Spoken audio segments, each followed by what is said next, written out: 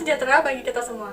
Perkenalkan, kami dari kelompok 6 yang terdiri dari saya, Samantha Anggun Alexandria. Nama saya Audrey Stella. Dengan Sabina Sunjaya. Saya Arianggala Prasetyo. Saya Jenis Felicia Japri. Kami dari Universitas Bunda Mulia. Pada kesempatan ini, kelompok kami akan membahas mengenai materi pengantar perilaku, pengambilan keputusan, dan faktor internal dan eksternal. Materi pertama yang akan dibahas yaitu perilaku konsumen dan pengambilan keputusan. Yang pertama, perilaku konsumen. Berdasarkan teori Shipman dan Kano, pengertian dari perilaku konsumen merupakan proses yang dilalui oleh seseorang dalam mencari, membeli, menggunakan, mengevaluasi, dan bertindak pasca konsumsi produk, jasa, maupun ide yang diharapkan bisa memenuhi kebutuhannya. Perilaku konsumen juga penting bagi pihak pemasar untuk mempelajari perilaku konsumen, bagaimana konsumen menggunakan produk, keadaan sebelum dan sesudah menggunakan produk, dan memerhatikan pola tren. Maka, pihak pemasar harus meletakkan konsumen sebagai prioritas dalam proses pemasaran. Tanggapan konsumen dapat menentukan keberhasilan dalam suatu strategi pemasaran dan menuntun pemasar pada segmentasi pasar yang tepat dan efisien. Selain itu, pemasar dapat mengidentifikasikan ancaman dan peluang. Selanjutnya, pengambilan keputusan. Di sini saya akan mengambil dua tipe pengambilan keputusan. Yang pertama, pemecahan masalah yang diperluas, extensive problem solving. Biasanya dilakukan konsumen pada pembelian barang yang tahan lama dan barang mewah. Dalam kondisi ini, konsumen akan melakukan pencarian informasi yang intensif serta melakukan evaluasi terhadap beberapa alternatif. Yang kedua, pemecahan masalah terbatas, limited problem solving. Pada tipe keputusan ini, konsumen telah memiliki kriteria dasar untuk mengevaluasi kategori produk dan berbagai merek pada kategori tersebut. Namun, konsumen belum memiliki referensi tentang merek tertentu. Berikutnya langkah-langkah pengambilan keputusan yang terbagi menjadi 4. Yang pertama, pengenalan masalah. Pada tahap ini, pengenalan kebutuhan muncul karena ada masalah yang dibagi pada dua keadaan. Yang pertama itu keadaan aktual, dan yang kedua itu yang keadaan yang diinginkan. Yang kedua, pencarian informasi. Bagi konsumen yang benar-benar membutuhkan suatu barang, cenderung akan mencari lebih banyak informasi dari berbagai sumber. Yang ketiga, evaluasi alternatif. Di sini, konsumen mengevaluasi atas pilihan-pilihan produk dan merek sesuai preferensi yang telah dikumpulkan. Yang keempat, pilihan produk. Pada tahap ini, konsumen memutuskan produk mana yang akan dipilih dari hasil evaluasi sebelumnya. Nah, sekarang saya akan memberikan contoh sederhana pengambilan keputusan dan perilaku konsumen. Misalnya, dalam sebuah travel agent ada dua calon customer yang sedang memilih paket tour di mana terjadi proses pengambilan keputusan. Dari sekian banyak pilihan destinasi yang ada, di mana mereka mencari informasi dengan bertanya ke pihak travel agent, mengevaluasi dan memilih destinasinya. Dari sini, pihak travel agent memerhatikan perilaku konsumen. Misalnya, customer tersebut merupakan dua remaja perempuan, di mana biasanya remaja cenderung lebih memilih untuk berpergian ke tempat yang fun dan dengan budget yang terjangkau. Pihak travel agent dapat menawarkan paket tour yang sedang diskon, yang menawarkan atraksi-atraksi yang fun, misalnya seperti festival malam dan taman hiburan. Saya akan menjelaskan pengaruh internal terhadap perilaku konsumen konsep diri. Konsep diri sendiri itu adalah gambaran yang ada pada diri seseorang yang berisikan tentang bagaimana seseorang melihat dirinya sendiri sebagai pribadi. Konsep diri sendiri ada 3 bagian, yaitu yang pertama, dimensi konsep diri yaitu private self and social self. Yang kedua, actual self concept yaitu how I actually see myself and how others actually see me. Yang ketiga, ada ideal self concept yaitu how I would like to see myself and how I would like to others to see me. Selanjutnya, ada komponen pada konsep diri. Menurut Carl Anselm Rogers, konsep diri itu ada 3 bagian. Yang pertama, gambaran diri. Konsep yang pertama ini berdasarkan tentang cara seseorang memandang dirinya sendiri. Nah, ada 4 dimensi deskripsi diri seseorang. Yang pertama, deskripsi fisik, peran sosial, sifat pribadi, dan pernyataan eksistensial. Yang selanjutnya ada harga diri. Menurut Roman, harga diri adalah suatu kepercayaan diri seseorang di mana seseorang tahu dan paham mengenai apa yang terbaik bagi dirinya sendiri. Harga diri terbagi menjadi 2, yaitu harga diri yang tinggi dan harga diri yang rendah. Yang terakhir ada diri ideal. Konsep ini merupakan konsep diri yang diinginkan seorang seperti ingin dihormati. Selanjutnya ada kepribadian atau personality. Menurut Atkinson, kepribadian adalah segala bentuk pola pikiran, emosi, dan perilaku yang berbeda, dan merupakan karakteristik yang menentukan gaya personal individu dan mempengaruhi interaksinya dengan lingkungan. Faktor-faktor penentu kepribadian itu ada 3. Yang pertama, lingkungan, keturunan, dan situasi. Yang terakhir ada penampilan atau body image. Penampilan menggambarkan diri manusia. Setiap orang pasti memiliki penampilan yang berbeda-beda. Contohnya adalah seorang yang memiliki penampilan yang rapi dan wangi agar ia merasa lebih percaya diri saat bertemu dengan orang lain. Nah, contohnya itu di dunia pariwisata dan hospitality, penampilan sangat penting. Yang terpenting adalah harus bisa menjaga kebersihan dan kerapihan, terutama saat bertemu dengan pelanggan. Yang terakhir ada body cathesis. Itu adalah perasaan seseorang tentang tubuhnya yang dapat dijelaskan dalam sebuah bentuk. Sekarang saya akan menjelaskan mengenai pengaruh internal terhadap perilaku konsumen, sikap, dan persuasi. Menurut Gordon Willard Alport, sikap adalah keadaan mental dan saraf dari kesiapan yang diatur melalui pengalaman yang memberikan pengaruh dinamik atau teratur terhadap respon individu pada semua objek dan situasi yang berkaitan dengannya. Sikap memiliki 3 komponen, yang diantaranya komponen kognitif yang berhubungan dengan rasa keyakinan, pandangan, dan juga pengetahuan.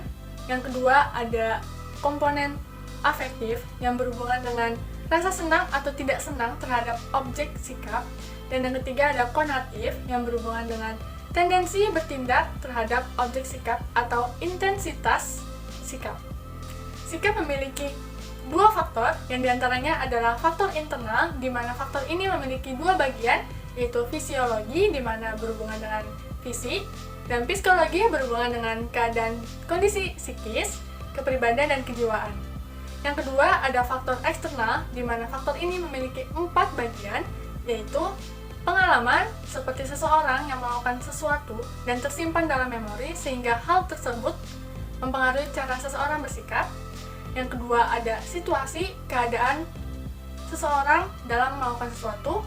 Dan yang ketiga ada norma, di mana norma adalah aturan yang mengharuskan bagaimana seseorang bersikap dalam masyarakat. Dan yang terakhir ada hambatan, yaitu gangguan atau rintangan yang dihadapi oleh seseorang. Selanjutnya ada persuasi, di mana persuasi ini merupakan kemampuan yang dibutuhkan oleh seseorang agar dapat menjalani setiap aspek kehidupannya dengan lebih mudah. Persuasi ini memiliki 4 strategi, yang diantaranya adalah kesan pertama, menarik empati, membangun kredibilitas, dan memotivasi.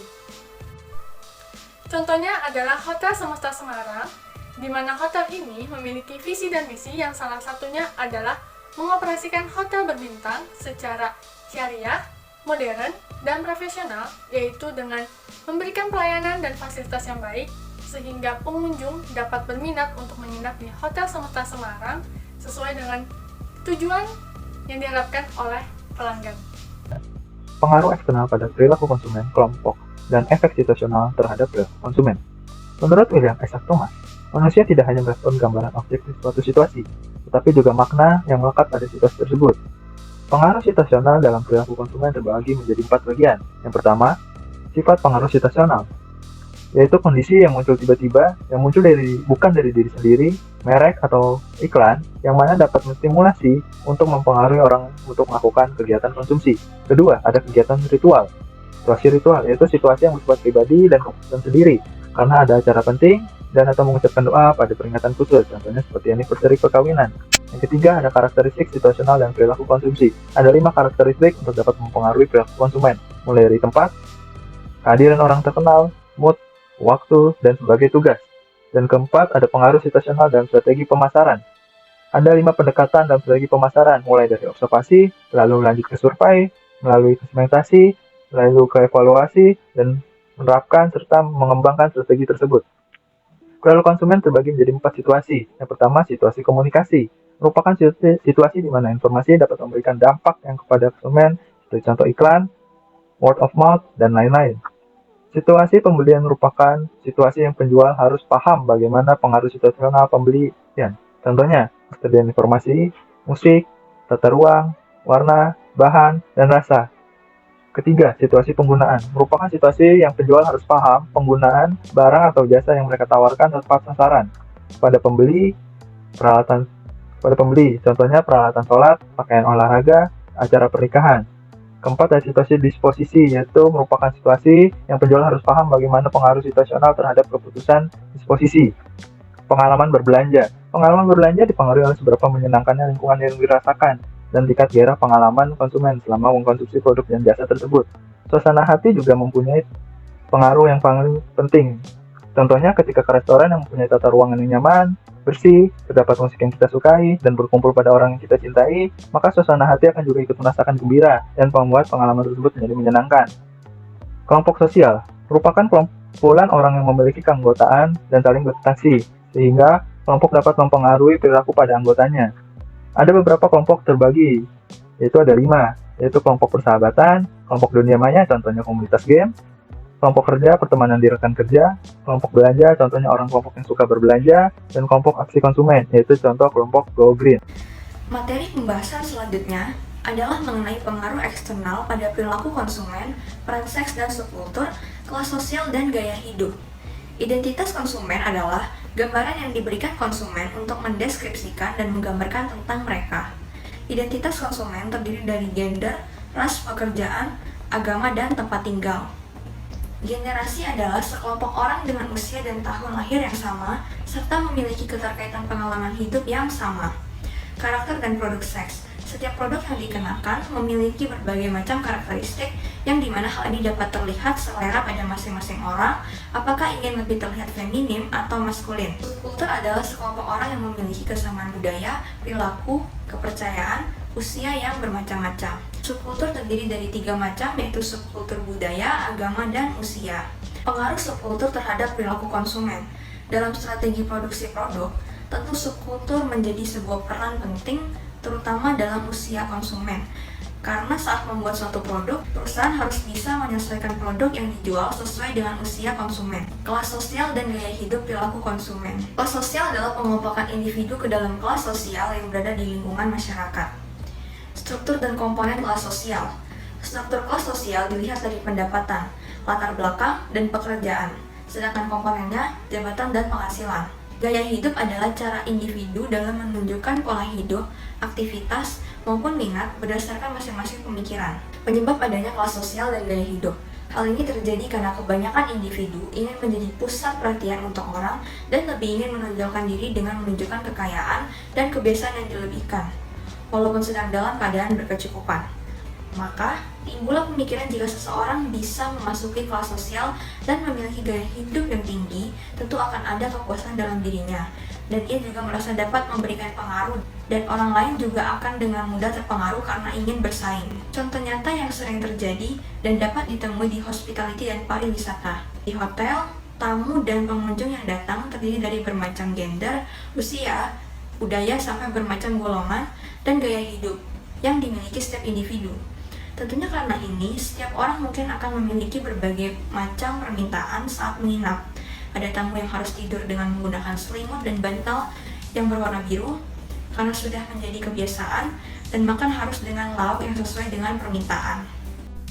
Sekarang saya akan menjelaskan mengenai pengaruh eksternal terhadap perilaku konsumen, jaringan hubungan perilaku konsumen. Menurut KBBI, getok tular adalah mulut ke mulut, seperti penyebar berita, ajakan, fitnah, dan lainnya. Dan dalam bahasa Inggris, getok tular adalah word of mouth, yang merupakan teknik pemasaran terampung untuk mengharumkan dan merusak citra. Ada pula opini para pemimpin atau opinion leadership, yang merupakan seseorang yang secara langsung berhubungan dengan produk tersebut dengan memberikan saran atau informasi tentang produk tertentu, seperti bestseller. Opinion leadership memiliki 3 pengaruh proses pengambilan keputusan. Yang pertama, authority figure seperti teman, keluarga, rekan yang memberikan informasi. Yang kedua, ada trendsetter seperti selebgram, youtuber, atau artis atau olahragawan. Yang ketiga, ada local opinion leadership seperti seseorang yang memberikan rekomendasi dalam menggunakan produk tersebut. Dan yang terakhir, terdapat difusi inovasi yang merupakan suatu proses di mana perilaku baru merupakan suatu inovasi yang dikomunikasikan melalui suatu saluran oleh sumber kepada kelompok sasaran. Inovasi memiliki 2 jenis keputusan, yang diantaranya keputusan individual terdiri dari opsional dan kolektif. Dan yang kedua adalah keputusan otoritas, keputusan opsional, yang memiliki proses mulai dari kesadaran, menaruh minat, penilaian, percobaan, dan penerimaan. Contohnya adalah Bittersweet Najila. Hal ini berawal dari makanan kesukaan Najila, yaitu cinnamon roll, yang pada akhirnya ia mencoba untuk membuat dan memposting ke salah satu aplikasi, yaitu Pet, Dan dari situlah banyak omongan dari teman ke teman dan menjadi viral di salah satu media sosial yaitu TikTok, sehingga dari viral tersebutlah banyak orang yang menjadi tertarik dan ingin mencobanya. Setelah kejadian tersebut, Najla berinovasi untuk membuat dessert box untuk dijual. Tetapi tidak disangka bahwa hasil penjualannya sangat laris. Sekian dari kelompok kami. Terima kasih dan have a good day.